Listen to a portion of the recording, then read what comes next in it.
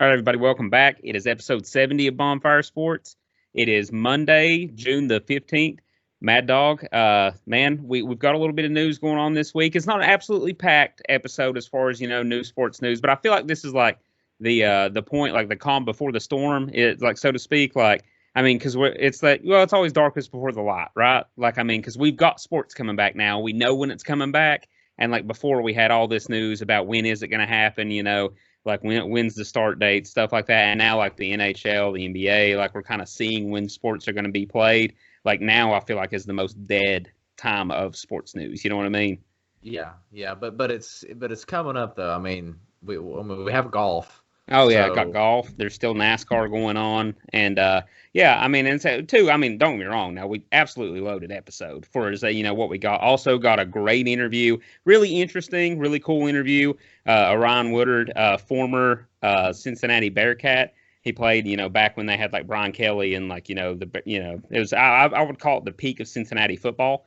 And also, dude does awesome trick shots. Like, I mean, just it's super interesting interview. I know you guys are gonna love it. So I mean, as always, dude, it's going to be awesome. Let's talk about first, Madison, the NBA drama. Dude, this shit, like, well, like I was just sitting here saying, I mean, we've got, like, the NBA coming back July 30th, and fucking Kyrie Irving, that son of a bitch, is trying to fucking put a stop to it. Like, dude, why? Just leave it alone, man. why does he always have to be the center of everything? Like, why does I mean, I swear to He, God, he man. is the center of his flat world. You know, like I mean, this guy, like just, and at first so they're like, oh well, he's raising like issues over the health side of everything. He's worried about the quarantining and like is everything going to go right? And then it turns into like, oh, it's about racial equality. It's not even about the like coronavirus and everything like that. He says now's not the time to play basketball. But like my thing is like your whole platform is that you're a basketball player.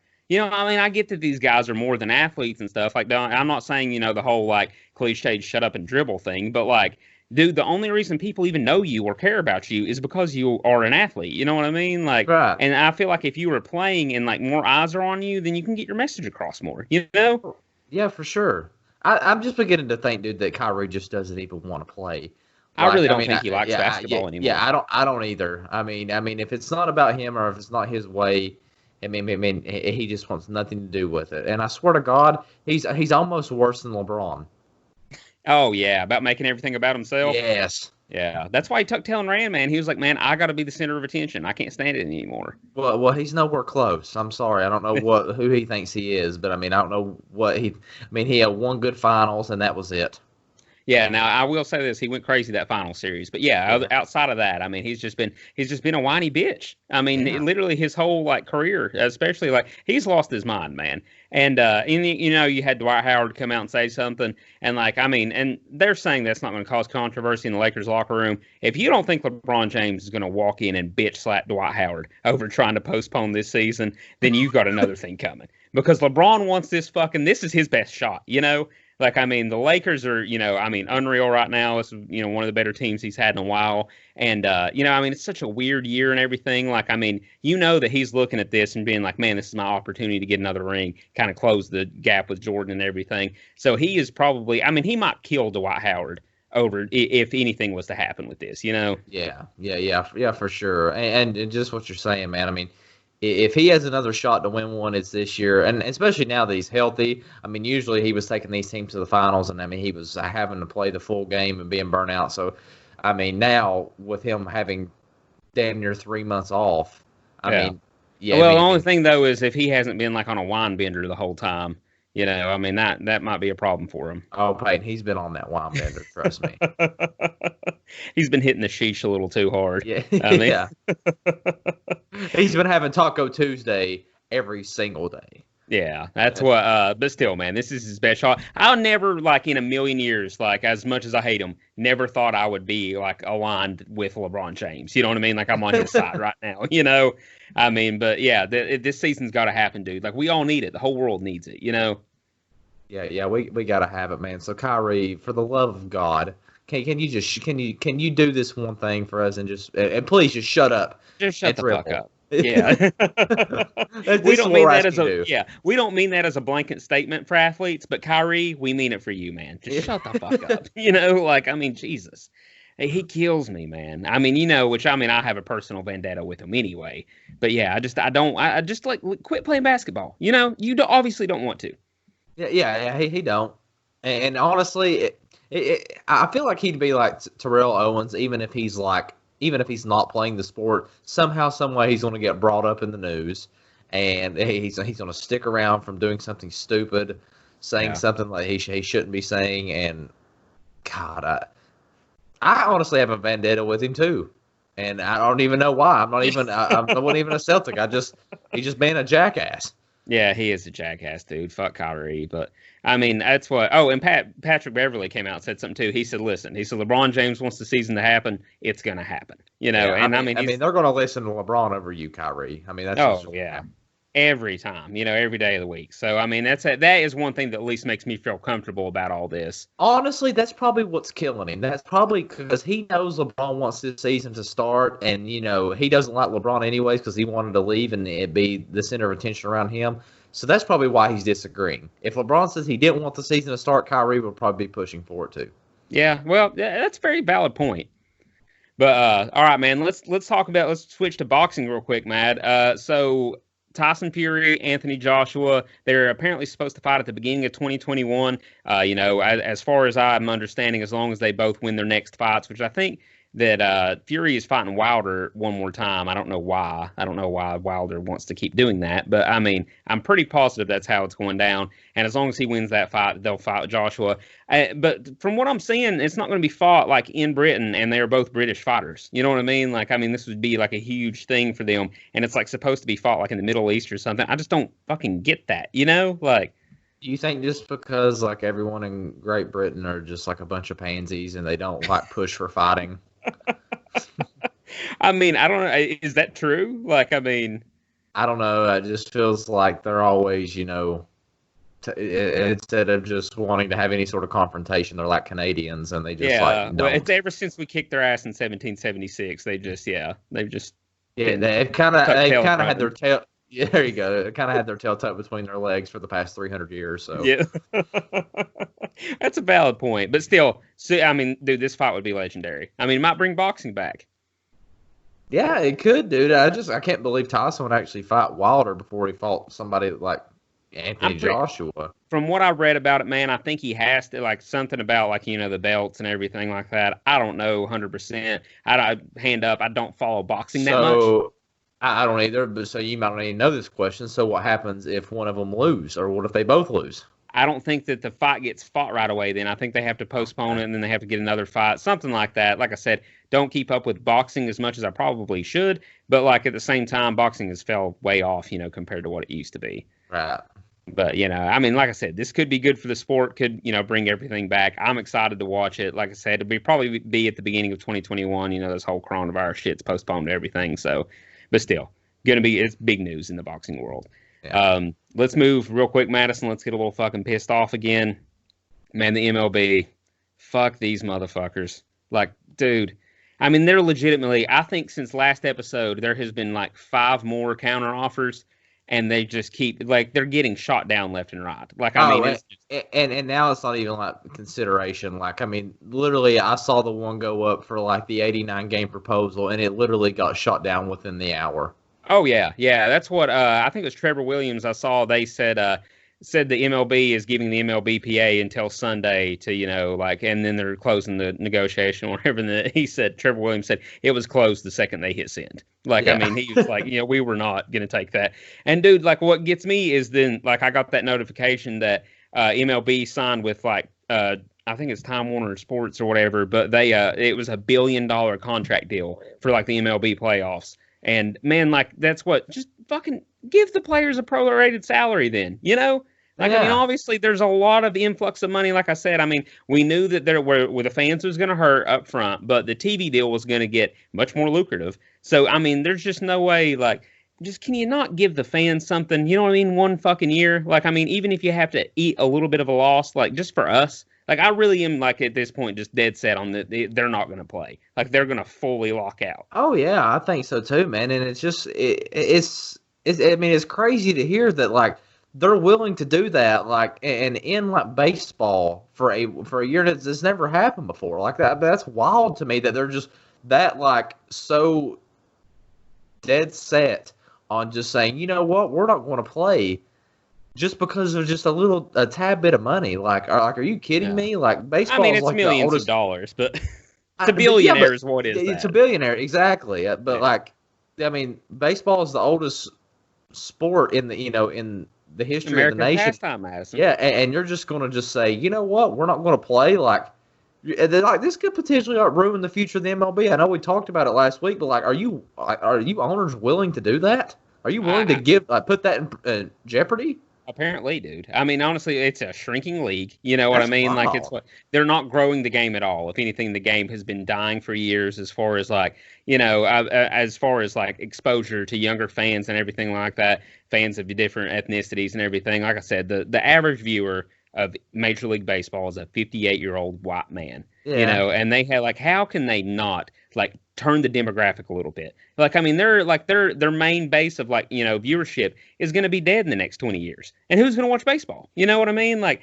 I mean, because there's so many people that are just like that, like this could have been a chance to like get more eyes on the game. And there's so many people that just don't care about it. And then you've got the people, which absolutely fucking crack me up, that are like, they said, I was reading like replies to the whole, like this, Jeff Passan keeps tweeting out like these deals getting shot down and shit.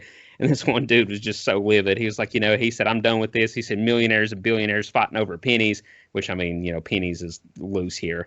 But he said, I'm never watching baseball again. And I'm like, dude, like, come on. Like, I'm watching next year. You know what I mean? Like, I don't give a fuck. Yeah, this pisses me off. Don't get me wrong. But like, what am I going to do in the middle of July? Like fucking watch soccer? No. No. Like, No, you're not. So that's that. But that is one thing. Like, I'm still going to watch it, but I'm a loyal fan. You know what I mean? They're not growing the game at all. They're not helping their case.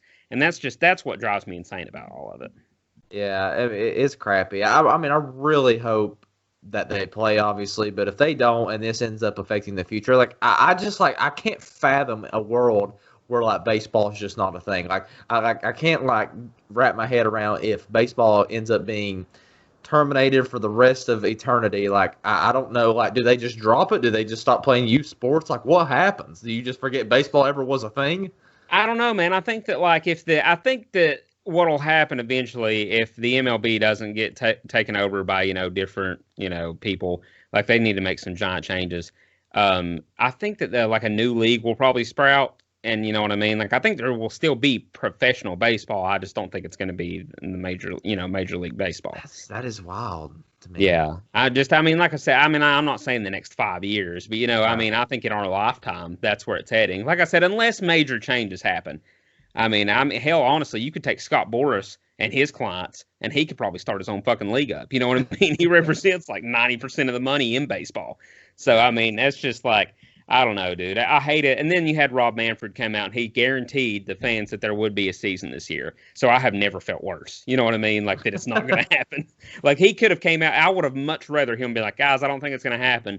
And I'd be like, well, he's wrong about everything, so we're probably going to play, But I mean, him guaranteeing that was such a like a hollow promise. There is no fucking way they're going to get anything done. Fucking kills me, though, dude. Like, just figure it out, Like, I feel like it can't be that hard.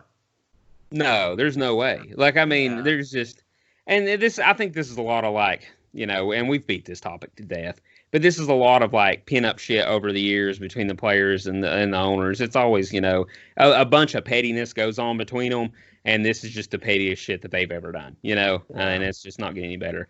While we're on the topic of baseball, though, Madison, I just want to say, hand up, we kind of forgot about the Long Gone Summer documentary, Mark McGwire and Sammy Sosa. I did see people complaining, though, that it was basically a Mark McGwire documentary. They said, like, Sammy Sosa wasn't in it at all. It was like 2 hours of Mark McGwire. But I'm going to watch it sometime this week. I'll probably write a blog. I'm saying that on here so, like, I can commit myself to that. I got to start writing more. Okay. Yeah, so just wanted to put that out there. All right, but I mean, enough about baseball. I'm tired of bitching about it. We will talk about sports that we do have, Mad. Golf played this weekend, so that was fucking awesome. It was the Charles Schwab Invitational or Charles Schwab Tournament. It was the Charles Schwab Challenge. Challenge, okay. I was golf has so many different names for that shit, but dude, I mean, still had some great moments. Did you see where Brooks Koepka got caught on a hot mic? And he said there was chip in whatever dude hold it, and he said pretty fucking sweet shot. No. Well, Koepka's just such a dude. Yeah, Koepka wasn't in this one, was he? Yeah, he was because he was rocking the mustache. Oh, okay. He must not have been up there. He must have just played shitty this week. Yeah, this weekend.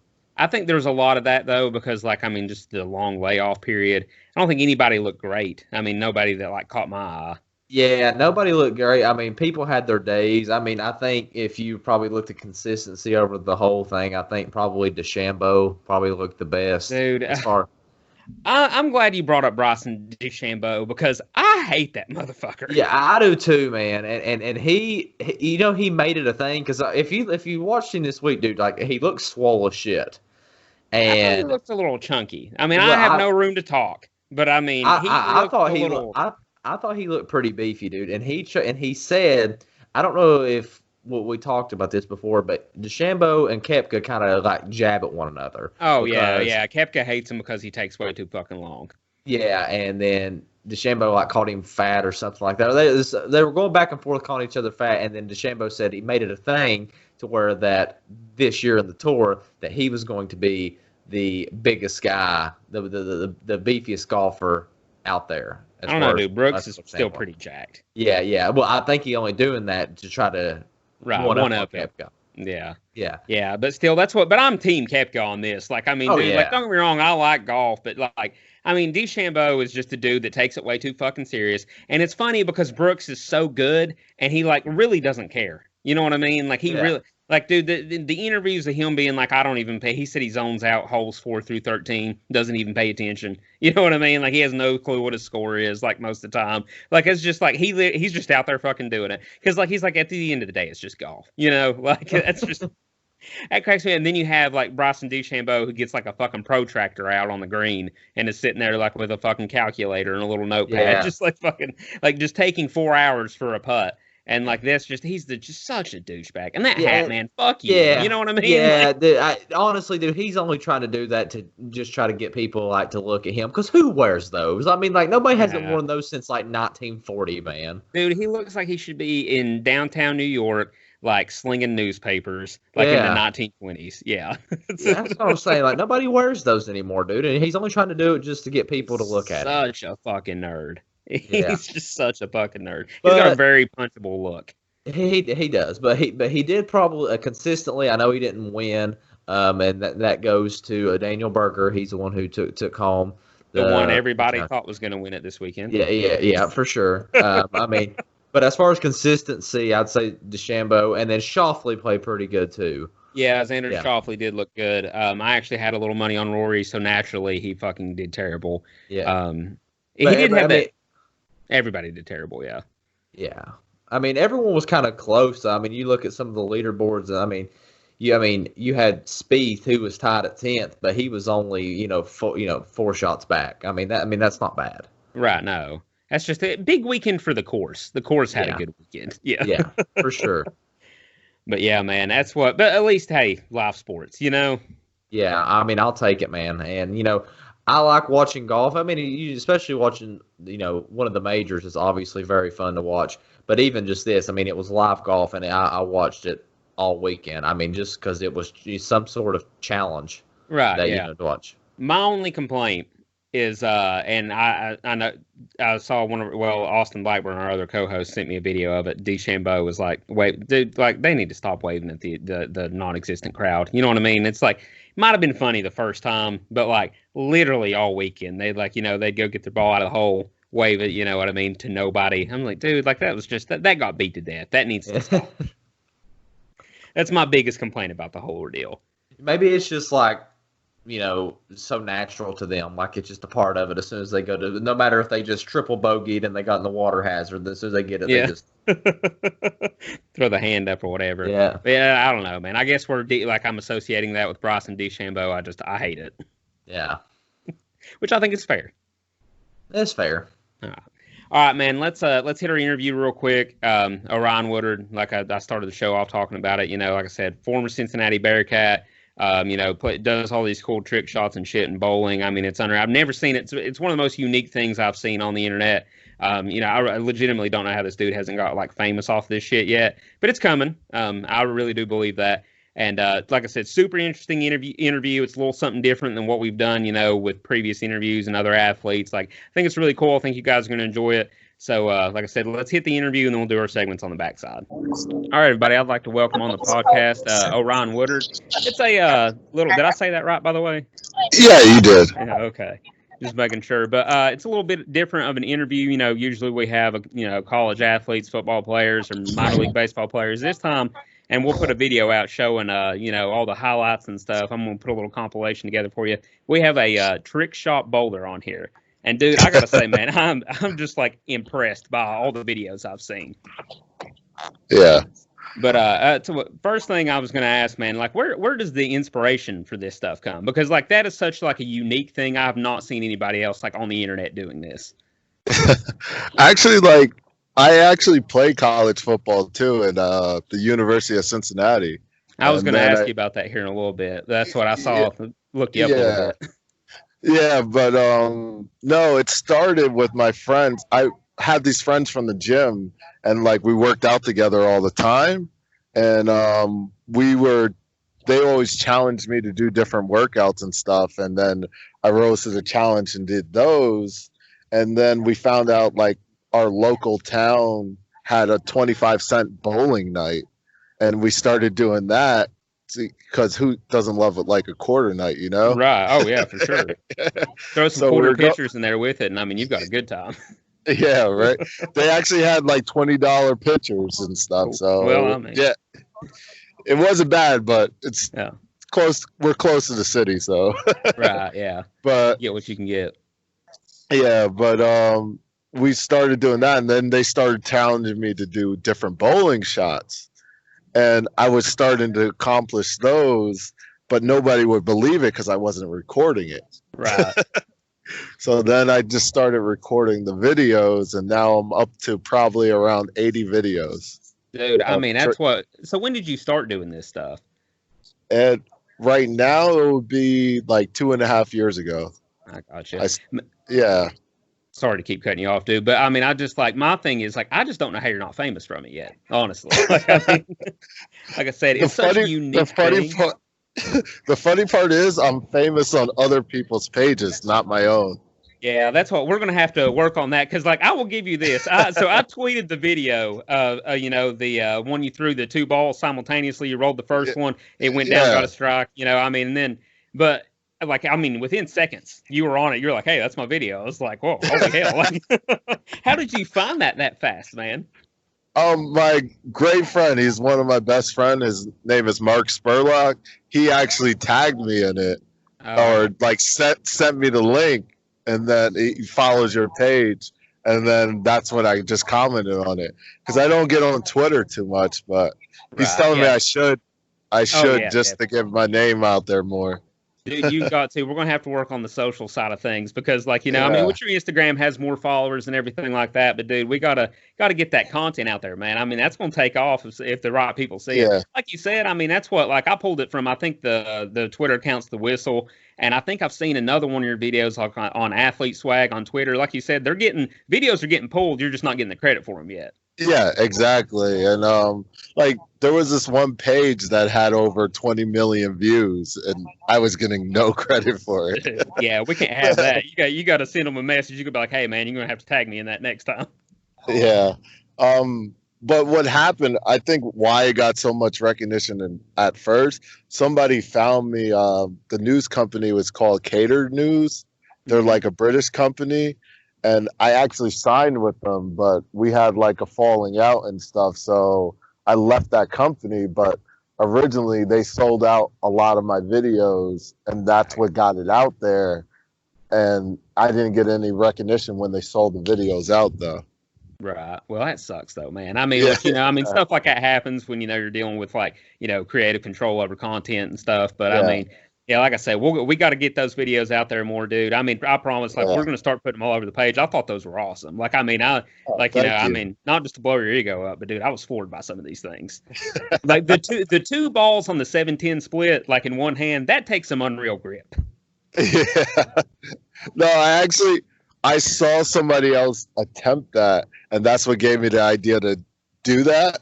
Yeah. But it was actually hilarious because I'll be completely honest on how many takes it takes me to do it.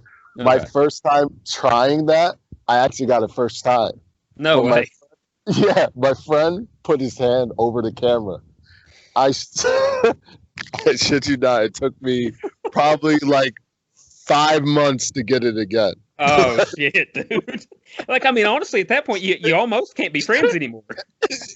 Yeah, no, I was so mad at him until I got it again. Dude, I feel like you've cost me hours of my life I cannot get back. Yeah, but that, like, it's the territory. Like, if I don't have, now I got my own stand and stuff, so I just record the videos myself. There you go. But like before I had friends and. Like, they either messed up the video or they yelled in the video. So it's like, it was terrible. But well, I don't know though. I feel like at the same time you need the crowd reaction. You know what I mean? Like you need to get like a posse to like just yell when you make the shot, but like do the camera thing on the tripod. You know what I mean? Don't trust that to anybody else. I hope you don't talk to that guy anymore. No, we're still good friends. We still go bowling here and there. I got you. Like everybody comes out night, Yeah. Well, that's what. So, how avid of a bowler are you? Like, is it just like strictly trick shots now, or are you going in there, like part of a league? Like, how's that look? Honestly, like I tried leagues before, but I didn't like how serious it was. I get that. Yeah, no, I always just had fun doing it, and I'm not a bad like normal bowler. I say my average probably right now is around the 200. But yeah, so I never got a 300. My highest. Yeah, well, that's tough. Yeah, my highest score ever was a 269. But like, yeah, the 3 games like during league style, I'll usually always stay around 200 and stuff. So it's always nice. But yeah, I never got a chance to get a perfect game yet. Well, man, it'll come. I mean, as far as that league stuff, I understand what you mean. I mean, they're me and my buddies kind of same thing. Just right before all this COVID stuff started, we were going bowling, 1-2 nights a week. Because like you said, it's a good way to hang out, I mean, for us, drink a little beer, carry on and stuff. Exactly. But that's what there was only like one league going on at the time. It was like a church league on Wednesday night. And I was like, well, probably don't need to, invade on this crowd.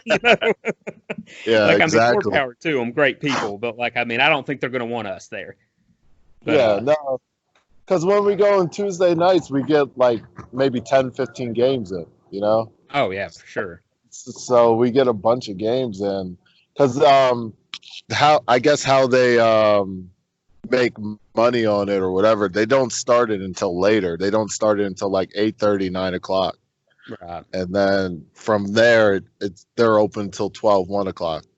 It's Holiday Bowl in Oakland, New Jersey, if you were wondering. Okay. Yeah. But yeah, man, that's I've got a pretty sick. If you ever do decide to join a league, because I don't think me and my buddies are going to, I've got a pretty sick name. If you want to hear it, you feel free to take it. Yeah. 10 little pinions. 10. I actually like that a lot. All right, man. Feel free. Like I said, feel free to use it. Just tag us in it. But 10 little pinions. No, that's a good one. I can tell you what I got. What other trick shots I haven't got yet. Well, that's what I was getting. That was my next question, man. So you're kind of reading me a little bit. But yeah, I was going to say, you got any trick shots in the bag that we haven't seen yet, that you haven't broke out? Yeah, that one you actually posted, I actually have been practicing that backwards and haven't got it yet. So I spin the slow ball the same way, right, and then I grab another ball and throw it backwards. Oh. Yeah. Yeah. Damn, I've been trying, and like, people don't, that first ball I'm spinning, it's so unpredictable, but I have a really good muscle memory on doing stuff. Yeah. So I can tell you exactly how fast it needs to go. It's Right. between 2 and 3 miles per hour. Anything slower than that, it won't get a strike. I'll knock pins down, but it won't get a strike. So it needs to be yeah. Yeah, that's what. So, like, I mean, are you thinking in your head, like, when you start spinning, are you like, wow, that's not fast enough, and like grab it, or like, how's that work out? So usually I test it first. I spin the ball first and try to test it out to see how fast it's going, and like see how the lane turns it, because each lane is different, because each lane is oil different from people bowling on it and everything else. Right. So I see how the lane turns the ball, and then I figure out the right point to release it from, and then it's all just fate from there.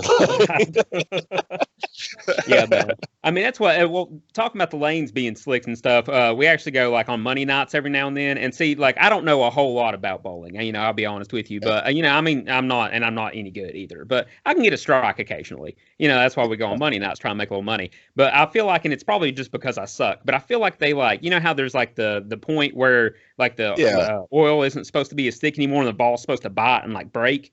I feel like they just slick it the whole way down on money nights. You know what I mean? It's like a never will grab. Honestly, this guy, his name is Rich Burton. He actually taught me a lot about the lanes and how the ball curves and stuff.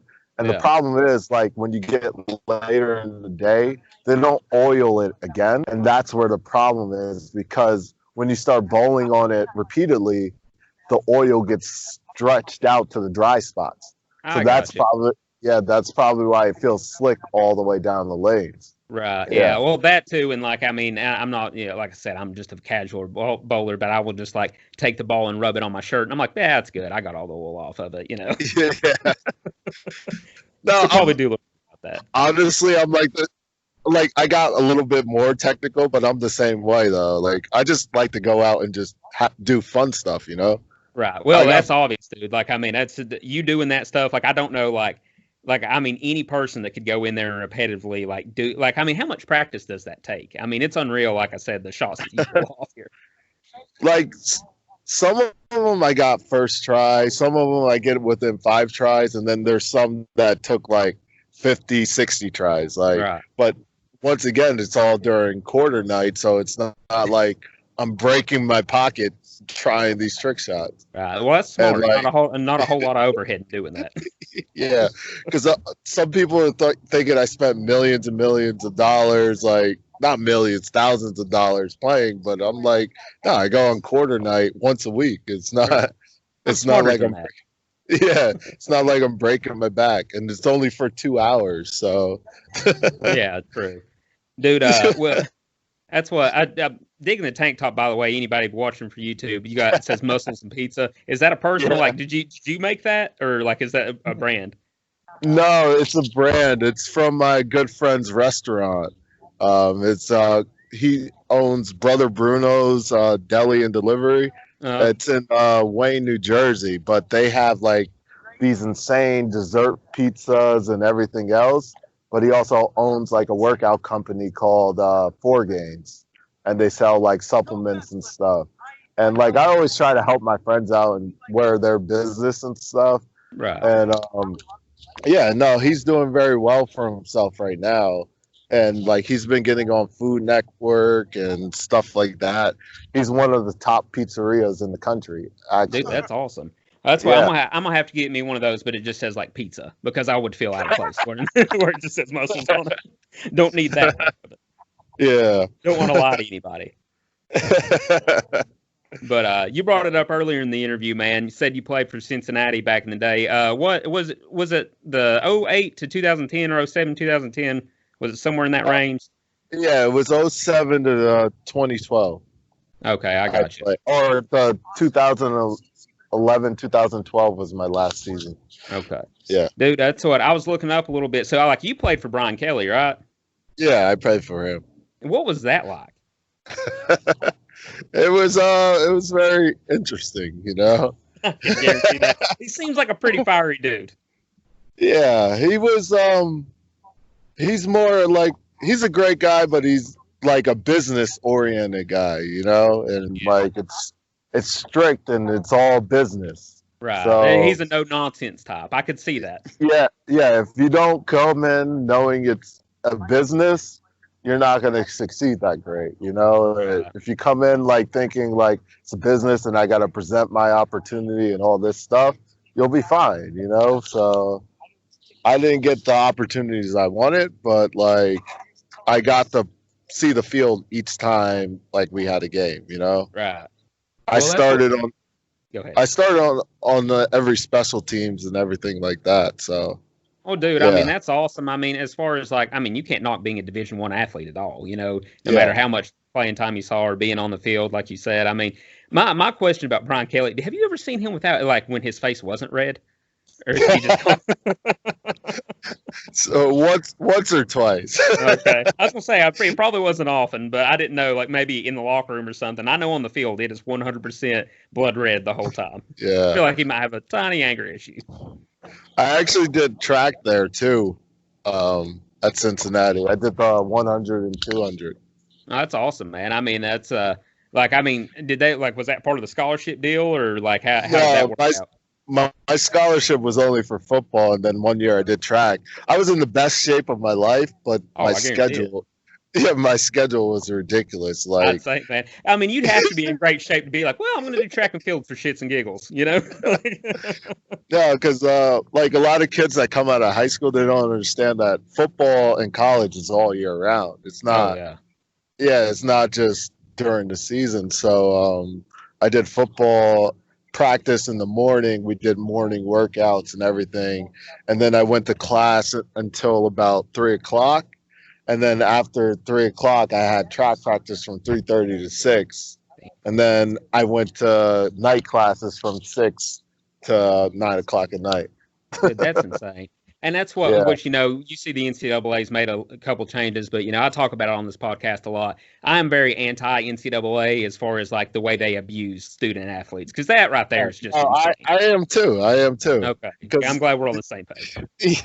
because like I explain it to people like how do like student athletes have time to get a normal job like a normal student? Yeah, there's no way.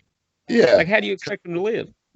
because we'll be exhausting ourselves trying to work a job because like a typical day when it in season it was in the morning 3 times a week we had to schedule morning workouts, so it's anywhere between 7 o'clock and 10 o'clock in the morning, and that would go for an hour and a half, and then after that we would schedule classes, and then from 12 no, whenever the time we scheduled until 1:30, and then at 1:30 we would have practice until 6 o'clock.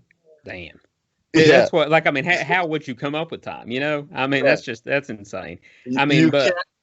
Yeah, you can't get all your core classes requirements in that time. So after practice, you would have to schedule classes from 6:30 or 7 till 9 o'clock at night. right, yeah, that's insane. That's just nuts to expect people to do that. I mean, but obviously it gets done. But I mean, at the same time, what do you feel about this new rule, like with the way that they're allowing players to market themselves and stuff, and like the whole like they can get agents and do branding deals, and I mean, what are your thoughts on that? No, I actually think that's right and just because if you think about it before, like the school was just getting all the money on their star athletes. Right. Yeah, because like all the jerseys you would see sold at the school is the best player at the school, or Yeah. the player that's getting the most TV time at the school. Yeah. So it's only right that he's going to benefit off of you selling his jersey and stuff. Oh yeah. Let's see. My thing is, I thought that they should pay everybody like football team, basketball, whatever it is, even if it's $1,000 every 2 weeks or even $800 every 2 weeks. I think that across the board, everybody should get some kind of paycheck, and then allow the marketing and the branding on top of it. That way, for like what you're saying, like you take like a Zion Williamson at Duke. Like, I mean, how much money did he make that school in that one year? That he saw not a penny of. Well, allegedly. Yeah, exactly. That's what he may have seen a couple pennies off of that, but I mean, as far as like on the books goes, he didn't see a penny of it. On the books, no, he didn't see any of it. But well, I mean, what would you say? So I would say that you're probably at the University of Cincinnati like during their heyday. Like, wouldn't you? Yeah. I mean that had to be the best like stretch of football that there was there. We actually got my team that I was a part of got inducted to the Hall of Fame this past October. Yeah, so I was. Was it the 2008 team or?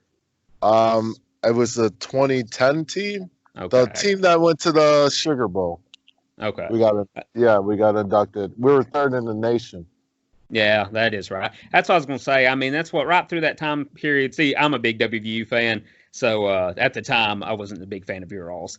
And that's because I think it was that 2008 year you guys beat us in Morgantown. I remember I wasn't very happy about that one. Yeah. And that's what, and I got a lot of WVU listeners on this podcast. I was going to ask, man, what is it like seeing like Pat White and Steve Slayton like on the field? Like, because like on TV, they look like the fastest humans alive.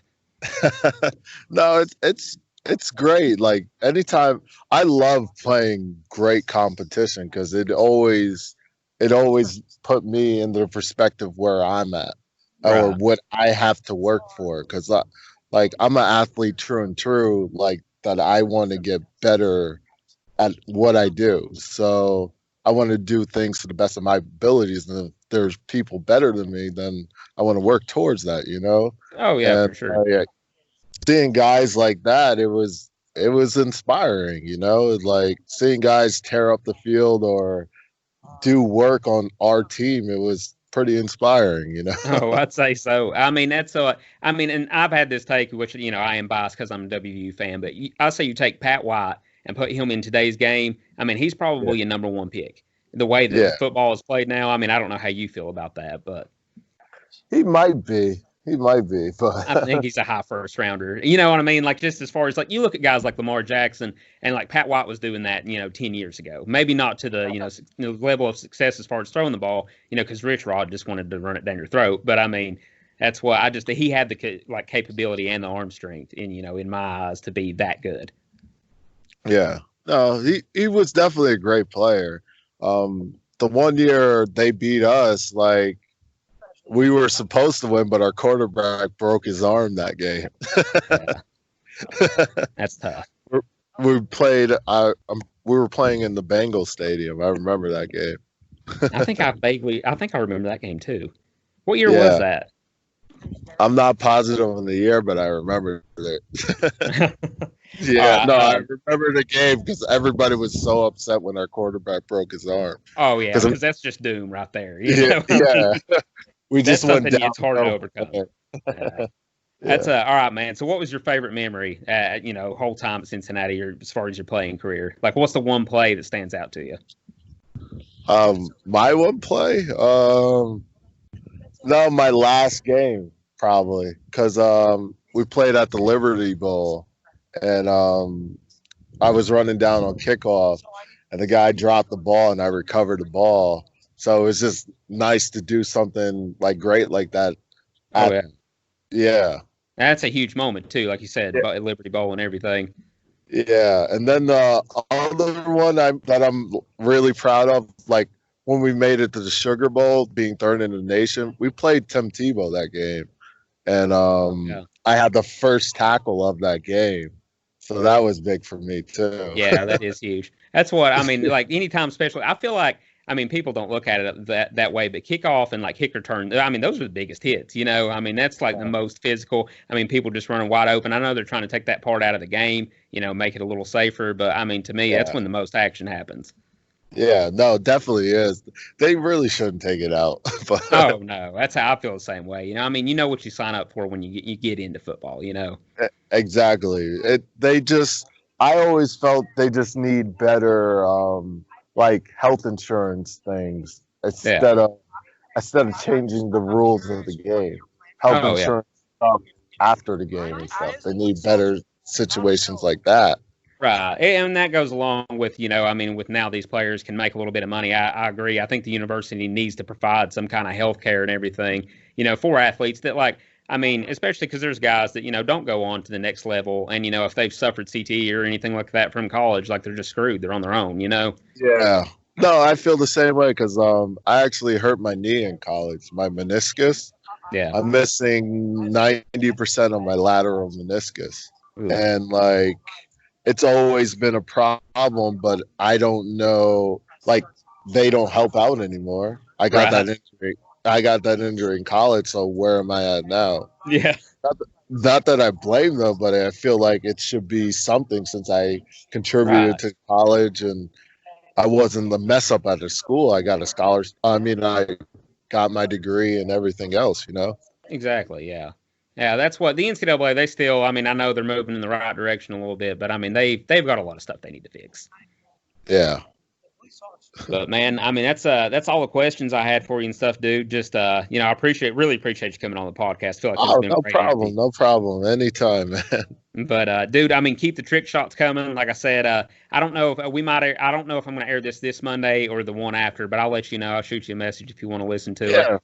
And like I said, right before I put this out, I'll put a video up on our Instagram, Twitter, and everything. I'm going to put a couple of your trick shots together. Make a little highlight reel. All right, that's perfect. I'll send you the original so you have like the actual HD visions of, there you go. Of the videos and stuff. There we go. That's what we need. And to all the listeners, make sure you go follow this guy. It's at Orion's_belt on Instagram, right? Yeah, it's 2 S's. I gotcha. 2 S's. Yeah. Orion's belt. Yes, Orion's belt with 2 S's and the underscore. But man, I mean, like I said, just keep up the good work, dude. Appreciate it again. And man, enjoy your time on the lake, man. Thank you, man. Have a good one. All right, so we want to thank Orion again for coming on. Like I said, awesome interview. Let's hit our segments, Mad. All right, first things first, I had a drunk idea. Are you ready for it? Let's hear it. This one isn't so much sports related, but we did get to go out this weekend, did get to go to a bar, and, did get a little drunk Saturday night. And in my mind, I'm thinking, bars are awesome, like they're great, don't get me wrong, but I think that every bar should have a dog in it.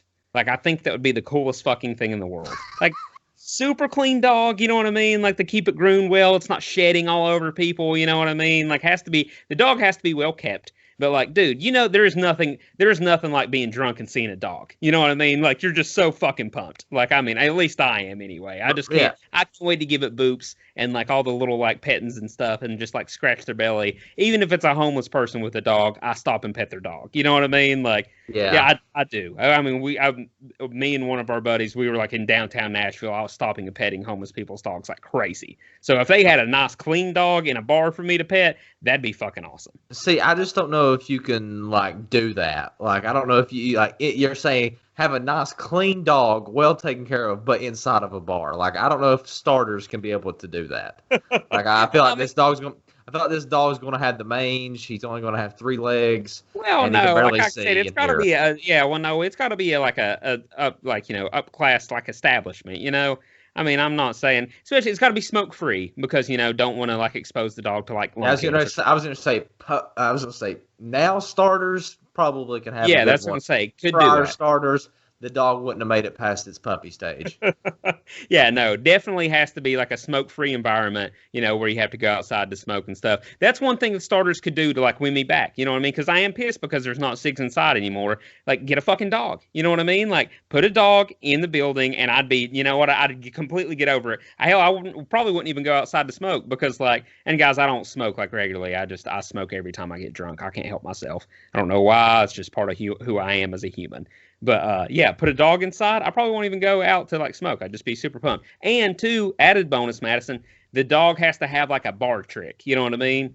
Like, it has to they have to train it to like, fetch a beer or like, do something cool like that. Like, or steal money out of the tip jar for me. Yes. Yeah. Oh, that'd be a good idea if you were the bar owner. Just like put like little like a. The little skirts that the waiters and waitresses wear. Yeah. Like, put one of those around the dog. That dog would make you so much fucking money. Oh, yeah. You know how many drunk people would just, like, give the dog, I'd love to give a dog money. Yeah, or yeah, you could literally put something on there that said, like, $5 a pet, like, or like $1, like, to pet me. Yeah, $1 per boot. Yeah, Just to boop it on the nose. You would be throwing money in there left and right. Oh yeah, that's what I'm saying. So I think that is just an incredible idea. I mean, let's try it out one place, and then we'll roll with it after that. Now, I don't know about like where it's going to use the bathroom and stuff. I haven't figured that much shit like out yet. I'm not that. Well, you're at a bar. I mean, just let it piss on the floor. I mean, I'm sure they're going to mop that up anyways at the end of the day. So. All right, man. Let's move on. I'm upset. Mad, what are you upset about this week? Dude, I am.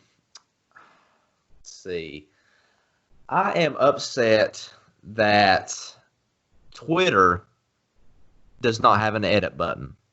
Oh, yeah. That's a good thing to be upset about. So, like, Facebook has, an edit button. You go in there, you make a post, you see that maybe you spelt something wrong or you didn't do anything right, correct with the grammar, and then you can go in there and say, shit, I can just edit it right now and then, post it. But with Twitter, you can't do that. I don't know how many times that I've tweeted something out and it's like a fire-ass tweet. And I'm like, man, this thing can really take off. And then boom, I've misspelled something and I'm looking like a jackass. So what I have to do is I have to copy the tweet, especially if it's a long one, have to delete it real fast. Hopefully nobody sees that. Right. Then have to repost it and take the word that I misspelled, correct it, then post it again. Just so much hassle when they a lot of extra work, yeah. Yeah, when they're going to just be an edit button to just do that. So that's what I'm upset about. That's understandable, dude. Yeah, that's what my only thing about it is. I think that like that could get like you could get into dangerous territory because like you could have a tweet that blows up and then like somebody could like just put something like terribly racist on there and you've retweeted it. You know what I mean? Like or like I understand. But also, it's the same thing with like Facebook. I mean, what if you had the same thing that blows up with Facebook, and then you just edit it and then put some like really shitty thing on there? Yeah. But here's the thing though. Like Facebook is a little more like not so much like adult, but like more like PG, like family place. Twitter's a dark place. You know what I mean? Like it is. I mean, but still though, like I feel like somebody would do something like that trying to be funny. Yeah. I don't know. I know probably Facebook and Twitter kind of like compete with one another, and I guess Twitter maybe might not want to copy what Facebook does. And again, it could definitely be what you're talking about. But I'm just saying, Facebook's had this option for like over a year. I know of. Well, Instagram does too. Yeah, and Instagram has it too. Like, why can't Twitter? I mean, I thought Twitter when they changed the game from going up from very small characters to larger characters. I'm like, oh hell yes, this is awesome. But now they got to throw in the edit. They have to.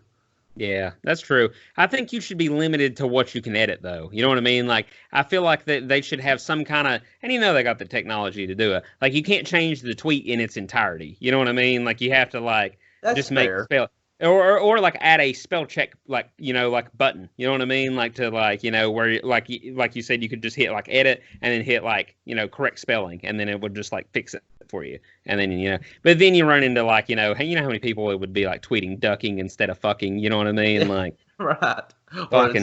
Or a shot instead of shit. Yeah. Dude, that's what, like, my iPhone, like, I've had this thing almost 2 years now. Like, when's it going to learn? I have never once said ducking. You know what I mean? Like, every time, 10 times out of 10 times, I mean fuck or fucking. You know what I mean? Like, that's that's exactly what I'm trying to type. Like, quit changing it, Yeah. Like, these things are called smartphones. Like, I mean, shit, they've got technology that listens to us 24/7. You mean you can't fucking figure out what I'm trying to type? Or, like, me. Or the whole, and this is probably another I'm upset topic, or just the whole like you trying to type out a word and it's instead of it being the word you want, it's a word that's not even a word, and you're like, what? Like, what is this? Like I'm trying to say this, and it won't, and I'm like, oh, what the hell is this? Like, it's not even a word. Like, why are you spelling this out to be in a word? Right. And that's what too. What kills me is when I correct something like 3 times in a row and it keeps auto-correcting me. You know what I mean? Like, why are you doing that? Like, stop at this point. Yeah, that's what. Like, dude, like Apple needs to figure it the fuck out, and so does Twitter. I'm with you. I'm team edit button now. Thank you. But just on grammatical stuff. Like I said, I don't think you should change. Yeah, okay. But yeah, well, I'm upset, Madison. Obviously, I'm upset at Kyrie Irving. Like, fuck this motherfucker. Like, I mean, I hate him from fucking, for what he did to the Celtics, tore that team apart and everything. Which we're back better than ever. NBA champs this year, it's coming. But yeah, like, so this guy, like, it feels like, honestly, man, like it's a personal level at this point. Like, I feel like he is just literally trying to shit on me. Like, I don't know what, like, I mean, with the Celtics and now this, like, he knows how bad. I feel like he knows how bad I need basketball back. And I feel like he's just sitting at home right now while we're recording this podcast and be like, I hope that fucking Peyton is just writhing in misery right now. Yeah. Like, he's said, man, I can't wait to listen to Monday's episode just to hear how miserable he is. Yeah, that's what, dude. I mean, I can't stand him, man. Like, I mean, just everything. I hate everything about what he chooses to be. Like, just who he is fundamentally as a person. I can't stand him. Like, he's just such a baby back bitch. Like, I mean, just God, dude. Like, I mean, and again, like, I get what he's trying to do. Well, no, I don't even think that's what he's trying to do, man. He's trying to make everything about himself. I really do believe that. He's just a piece of shit. Like, come on, man. Like, let the season get played. Like, I know you got a message, but you can give it while you're playing basketball, Agreed. I mean, I'm with you. Hey, Peyton, listen, I was with you 15, 20 minutes ago when we were talking about it. I'm still with you now. Yeah, well, I mean, like I said, dude, it's fucking drove me insane. I don't want to keep harping on it, because like you said, I've already mentioned it. Let's go into who's back of the week, Madison. My who's back, the fucking GOAT, Michael Jordan, back in the news. He caught a 442-pound blue marlin in a fishing tournament. Like, I don't understand how you can fucking reel that thing in. You know what I mean? Like, what equipment? What? You know what I mean? Like, I feel like, dude, he had to have help. I mean, like, well, yeah, I mean, 442 pounds, like fighting against you, man. Like, I mean, that can't feel good. No, and that's what also this fishing tournament. He won $3 million for that, so fucking awesome. Yeah. I mean, it's just dude, like, he just leaned straight into, like, the whole gambling deal, like, because it's a paid entry. But I only imagine that when he's the fucking GOAT, man. GOAT basketball player, GOAT fucking fisher. I only imagine when he caught this fish, he had a huge cigar in. He had one of the long stogies. And yes, by the time he got done catching this thing, it was just down to, like, his lips. Like, it was like one of the long Cubans, and then it just went down to his lips. Yeah, like, that's dude, I can't imagine how long that would take. Honestly, man, now that I'm thinking about it, knowing the competitor he is, it wouldn't surprise me a bit if, like, he didn't like have a dead, like, 442-pound marlin that he had, like, somehow somebody went out there and, like, hooked it up for him and then he reeled it in. You know what I mean? Like he just completely cheated his way into it. If he is that competitive. But no, that's fucking awesome, dude. Like, I mean, just again too, like, that number doesn't make sense to me. Like, 442-pound fish. Like, like, how do you get that in a boat? Did they use a crane? That's what I'm saying. Like, I've seen people, like, that has been in those competitive fishing tournaments and reel in those, like, big, like, groupers and stuff. And, like, it's like one person's doing it and they're, like, tear, like, muscles and shit in their arms, like biceps, because they're sitting there pulling as hard as they can for, like, hours. Yeah, they got, like, the harness that, like, goes under their dick and stuff, like, with the fishing pole. Like, I mean, I don't know how the hell you don't fuck yourself up with that, but, like, I feel like one false move and you're just, like, done, Yeah, for sure. Well, what if the thing, like, gets wrapped up in you and you fall in the ocean and the thing just keeps dragging you? You're going to drown. Like, he's going. Oh yeah, damn! I didn't even think about that. Yeah, that sounds miserable. That really does. Yeah, like, damn, that's really fucking dangerous. Yeah. Yeah, that's stupid as hell. Yeah, come on. You know what? Yeah, I'm out on deep sea fishing. Like, that's just dumb. I'm just saying, if a test line can pull 442 pounds and that wraps around you, you're not getting that thing. I doubt they're using, like, test 250, man. Like, I mean, or test 180, whatever the fuck the fish. Right, yeah. It's probably steel, but still, I see what you're saying. But anyway, who's back for you, man? Dude, Jim Nance. Jim Nance is back for me just because I seen him in golf this weekend. And he was just talking about how excited he was to be back, especially on the greens. And, I could just hear Jim Nance call anything. I mean, it don't matter if it was just talking about kids playing on the playground or if it was about, like, someone out just jogging. But I'm just saying anything, no matter what. Like he could talk about gracefully anything, and I'm just like, ah. Yeah, So, dude, he is the perfect like. There's something about watching like golf while he's commentating, and like just the how beautiful all the green yeah. looks, and then like hearing his voice. It is the perfect thing to put you to sleep on a Sunday Oh, afternoon. dude, especially the Masters. Yes, Like, yeah. like hearing him call the Masters, man. Like I could just sit there and just it's like I dream of Jim Nance's voice. Yes, that's what like they need to put it like in those like meditation apps and shit. Yeah. Like you know what I mean? Like just give me Jim Nance talking to me. Just talking about, the way that the green's gonna break and stuff. Like and then how everything's playing today. Like I mean it put me out 9 times out of 10. Like I could like fall asleep to Jim Nance making like whale noises. Yeah. Like, or doing the ocean sounds. yeah, yeah. My thing is, man, with him, like, dude, his voice is so like, you know what I mean? Like, what would he have done, like, had he not been a commentator? You know what I mean? Like, can you imagine somebody with a voice like that just like driving an 18-wheeler? You know, like, what a fucking waste. Yeah, that's true, man. Yeah, that's what. Yeah. Just like, I mean, that's his calling. You know what I mean? Yeah. But thank God So, he's back, dude. yeah, Like, sure. it's awesome, man. It's like sports, like it just kind of felt real. You know what I mean? Like the world felt a little normal hearing Jim Nance on the TV again. Yeah. All right, dude. Let's do Who's in Danger, Mad. My Who's in Danger is Detroit sports. So, well, more specifically, Detroit sports fans, because they and I think Pat McAfee, to give him credit, coined this. He called it the Detroit Grand Slam. They had all 4 of their pro teams had a pick in the top 5 of their draft this year. So, yeah, that's the lowest of lows. Like I mean, like I think Cleveland might have been at that point at one point, but like I don't think they don't have a hockey team. So like I mean, Detroit has all 4 major sports and went 4 for 4 picking in the top 5. Like that's just that's awful, man. That's terrible.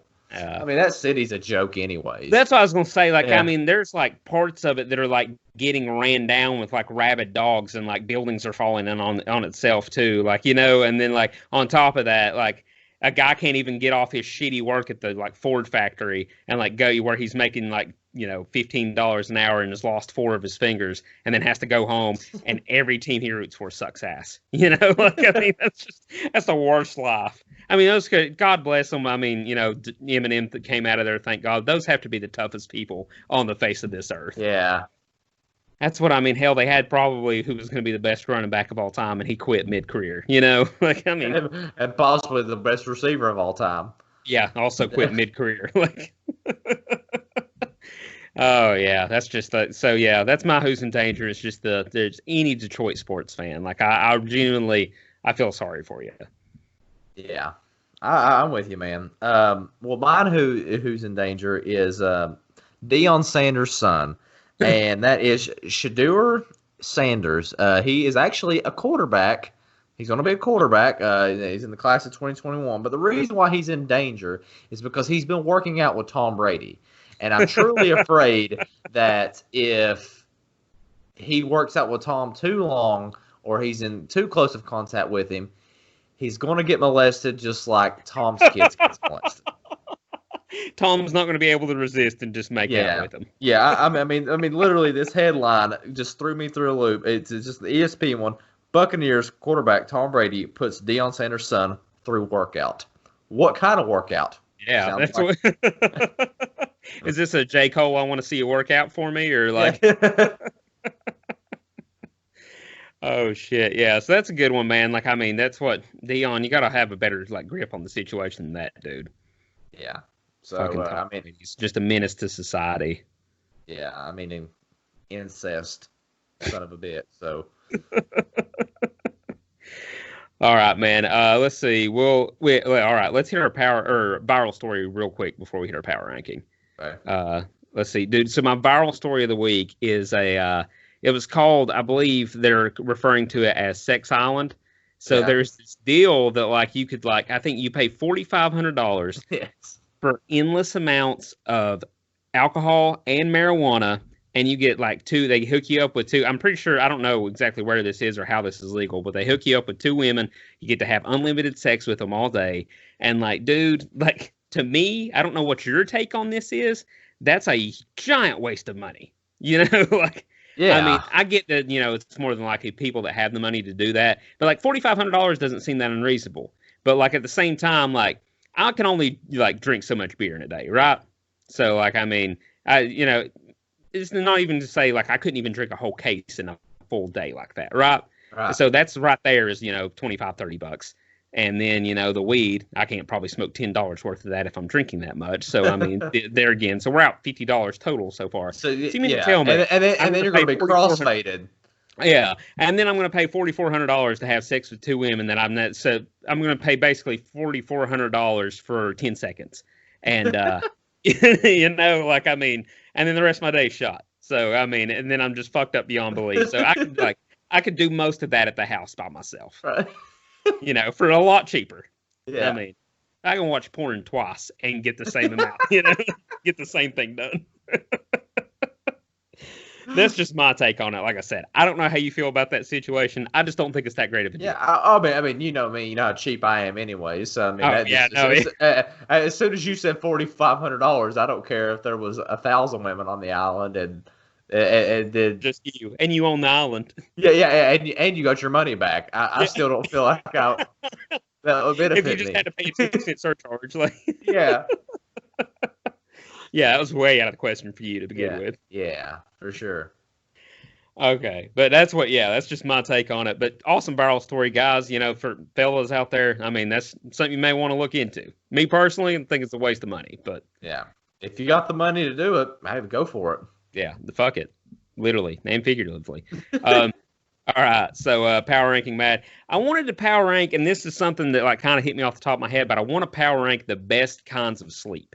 And Okay. you know what I mean? Like there's like, because there's different times, we'll get into it. And like, I mean, and obviously we're going to take them off the board here, but like, there's just different, sometimes it's not just an average night of going to sleep. You know what I mean? There's certain circumstances throughout your day that you just feel like you got such a good, like, rejuvenating sleep. And we're going to power rank those real quick. The only thing is, Madison, before we started recording, you told me who goes first, and I legitimately do not remember. You. I went first last time. All right, good deal. So my first pick, Madison, the number one to me, the best sleep that there is the sleep you get after the first sunburn of the year. Like after you get burned up, like going out, like, dude, for some reason, it's like you're hot, but you're cold at the same time. Like you need the comforter to like cover, like get bundled up and everything. But you feel good and toasty, but also somehow you're kind of like freezing. And then just like, dude, I don't know. And then plus the sun has drained you all day. And like, after that sunburn, dude, I sleep like a fucking rock. Like, I mean, that's the best sleep there is for me. Yeah. I mean, I'm with you. I feel like you're exhausted, especially from that. But I also feel like it's some of the most miserable sleep you can get because if you're trying to like toss and turn, it hurts. Yeah, like I'm not saying like a good well, see too, we got to take into consideration here. You get sunburn a lot worse than I do. Like I mean, I get sunburn, but you get like I mean, I have never seen somebody burn like you do. So like I mean, I'm talking like a good sunburn that like like it hurts if you press on it, but like it's not miserable to raise your head. Yeah, okay. Like it's just a reasonable amount of sunburn. That's fair. Yeah, you're just very white. So mine's going to be after a night of drinking, sleeping in your own bed. Oh yeah, like you were out somewhere or you were at a buddy's house and you're like, man, how am I going to get home? And then like once you get home, you're like, thank God. Yeah, and then and you just like because you can go somewhere else to like. Someone's house and you sleep and it just wasn't that good of a sleep. But man, if it's your bed, holy shit. Oh, there's nothing better. There really isn't. And that's what, for some reason, like there's always, when you go stay at a buddy's house or anywhere, when you're out drinking and you end up staying with a mutual friend or something, there's something about that place that you're just like, it's either too hot or it's too cold or they don't give you a blanket or you know what I mean? Like, or you get stuck having to sleep on the floor. There's always something. There's never a good situation. But like once you get like you said, if you can make it back to your bed that night, it is like the fucking holy grail. Yeah. Yes. So yeah, that's awesome. That's a really good pick by you. Me, I'm gonna go with dude. I'm gonna go with just like post nut sleep, like right after you bust a nut. Like, I mean, like, you know what I mean? Like you get that late night session in, and you're just like, yeah. I mean, you just roll over, and like nothing matters to you in the world anymore, and you're just like, you sleep so good, you know. Clean yourself off a little bit, just roll fucking right over, and you're dead to the world. You're sick. Well, I mean, it's the truth. Well, one thing we can guarantee on this podcast is Peyton just don't sugarcoat it. He lets you know what real life scenarios are. Oh yeah, that's what I mean. That's what I mean. That's you get your money's worth here. Which I mean, podcast is free, but it's still. Dude, this one is just me, man. My next one's going to be fresh sheets sleep. Oh, that's a sneaky good one. Yeah. Dude, honestly didn't have that on my list. That's a fucking good one right there. That's clutch as hell. There is nothing like getting fresh like sheets put on your bed, man, and just that different feel on your skin, and then you just sleep so good that You first do. night of those fresh But this sheets. is like opposite of that. Like like there's nothing worse than when like a corner of your sheets come off. Like, you know what I mean? Like when that pulls off for some reason, like you're not gonna fix it because you're tired and it's the middle of the night. But like that next morning, you're like, I didn't sleep for shit because that aggravated me the whole night. And even subconsciously, like, you know. Because you're thinking about that in like your dreams and shit. Yeah. Yeah. But like with the fresh sheets, they're all fitted really well because they've been dried and they're put on. It's really like tight. Oh man, it's good. It is, yeah. That's why I mean, dude, you can't beat it when it's tight. Dude, okay, all right. And I can't believe this one has made it this long, Madison. Thunderstorm sleep. Rain on a tin roof. You hear the thunder in the background. Like, I mean, it's just, if it wasn't for my bitch ass 90-pound German Shepherd that like is terrified of thunderstorms and whines and wakes me up, the thunderstorm sleep is the best sleep ever. You know what I mean? I love her to death, but she is terrified of them. But like for me personally, like I don't know why I sleep so much better when like I can hear the rain and like shit like that. You know what I mean? Like there's a point where it gets too much. Like if my windows shake, that's a problem. But like, other than that, like thunderstorm sleep is awesome sleep. Especially like in the summer, it's more clutch. I don't know why. Yeah. Oh, it is for sure, man. I mean, it's just like you get in that like gloomy state because it's kind of like dark outside. I mean, like the tone set up. So yeah, I dig it. Yeah. Okay. My next one's going to be after eating a Thanksgiving meal nap. Oh, that's a good one. Yeah.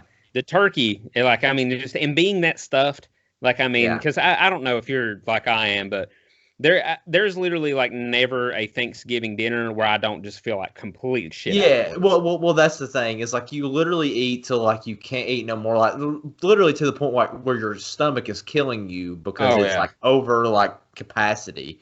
Yeah, and like you get out of breath, like walking from the table to the recliner. Yeah, and like I lay there and I'm just like can't move in one spot and watching football, and then I always end up falling asleep and just napping that whole. Yeah, during the Lions and Cowboys game. Yes. Yeah, that's the perfect sleep right there. Damn, man, that's a good pick. All right, I'm kind of torn right here because I don't know exactly which way I want to go. I'm going to say, all right. Yeah, I'm going to say that, like, and this is really oddly specific. So it's kind of like yours, like it's a nap. It's not like a overnight sleep, but like sleeping on a day that you should have been working. Like if you called in for some reason or something. Yeah. Like, I mean, just a midday's nap on a day that you were supposed to work, whether it's like, a holiday or, you had to call in for like, some other issue that only took 2 or 3 hours, but like you couldn't work a full day or something like that. Something came up, you couldn't go to work, but you get that nap in. Like I said, like when on the day that you otherwise would have been out on the job, just dude, like, I mean, it's so clutch. It feels so good. You know what I mean, you feel like a little rebel when you're going to sleep and everything. It's nice, man. For sure. Yeah. Oh yeah, I've definitely been there. I've done that last week. Yeah. But yeah. Oh yeah, shit. You got one more? Yeah, I got one more. My last one, dude, is going to kind of be based off that one a little bit, not more. It's kind of dealing with work, but putting in you're 40 hours a week, maybe more, 50. I know you put in a lot more hours than that, Peyton. Yeah. And I know you don't really get too much now because, yes, you do have your kid now. But to me, sleeping in on the weekends, man. Oh, yeah, I would not know what that's like anymore. Yeah. But, just like, you've been getting up Saturday early, morning, Monday through Friday, but, man, sleeping in on that Saturday, dude, and you just going to bed knowing that you have nothing to wake up for, and you could just sleep in. That's a good one. Yeah. Like I said, that doesn't really get to happen for me anymore, but dude, that's that's clutch as fuck. It's like, well, same thing for like when you were in high school, right? Like, that Saturday morning, it's just like you said, no worries in the world. You get to kind of catch up from the week before. And yeah, that is always clutch as fuck. Honorable mentions. You got any, like a beach day or a lake day that kind of falls into the sunburn category, I think. For me. Yeah. Sure. Being on the beach and then obviously you're day drinking all day, that's a good sleep when you get back in. I like the ones where, and I don't get to do this much. I used to back when I was like a little kid. Getting to sleep by like a fire, like in the house. You know what I'm saying? Like by the fireplace or something like that. Especially Christmas time. Yeah. I don't know why, but that's a winter thing. Yeah. That is a good sleep. I'm going to say, dude, let's see. I had another honorable mention. What was it? I got another one too. Well, this is one that you really wouldn't think about. And it kind of sucks, but at the same time, so if you're sick or have a headache and if you maybe got a little stomach bug or whatever going on, going back to sleep and sleeping all day, because that's pretty much the only cure for that. Is that is clutch as fuck. That feels awesome. Well, see, I have two more on one, and kind of going hand in hand with yours. A NyQuil sleep is awesome. Yeah. If you're running sleep, especially. Yeah, I'm telling you, if you're running a fever or I'm telling you, you got a sore throat, something you can't go to sleep because you're up all night coughing, brother, you take a swig of NyQuil and that just puts you under, and you sleep like a rock. Yeah, that's awesome. It puts you out, and then another. Oh man, I just forgot it. My main one was the NyQuil one, man, because when you mentioned sick, I was like, oh shit, there's nothing better than if I'm coughing up all night coughing or something. I take that swig of NyQuil, and then I'm out. Yeah.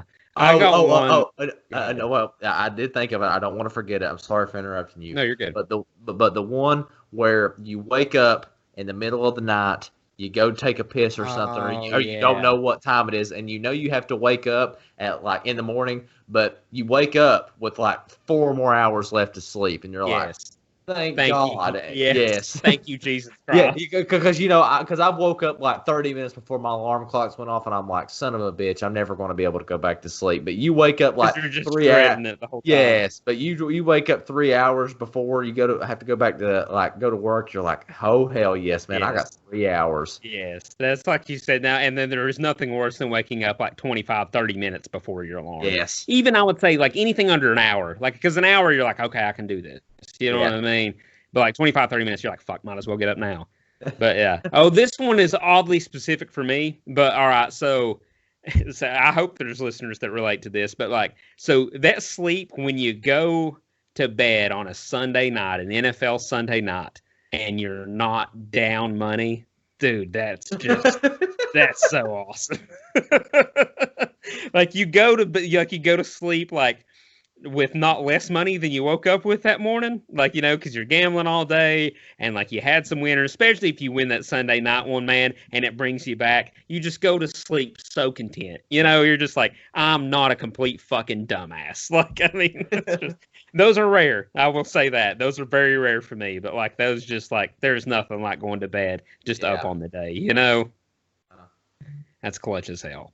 But yeah, that's what good power ranking, dude. That turned out to be a lot. I thought that we were going to be kind of scarce on being able to come up with 4 apiece, but there was a lot more to it than I thought. Yeah. And we probably missed some. A good hard day, hard day's work sleep. I think that's a good one. I'm not talking because most of our jobs, we're not really physical. You know what I mean? But how when you go. Those days you got like that digging a ditch or some shit like that, and your back's killing you. Yeah. Yes, yeah. That's why I used to get those a lot at my old job. Like, hey, when I was having to do a lot more manual labor. But like, yeah, that's it. Or even like, when you're helping a buddy out, like recently just building a deck or like anything like that. Like you said, when you have to do any kind of physical hard labor for a full day, you go to sleep at night, you sleep like a fucking baby. Right. But yeah, so that's gonna wrap it up for me, man. Anything else you got to add? Oh man, I'm good. Like I said, super good power ranking, great episode. Guys, just make sure you tune in with us next week. Check out our other podcast. Comes out on Thursday. It's called Thursdays, if I could talk. It's called Ball Me. Austin does a great job. He's killing it with that. We're going to try and have another guest, hopefully, on for next week. I believe we're going to get Cole Bentley, Louisville offensive lineman, should be on the podcast next week as long as everything goes good. And until then, guys, just keep looking out for more content coming out on all our social media at Bonfire Sports One. We appreciate you tuning in with us as always. And we tell you every week, guys, but you all are the fucking best. Peace.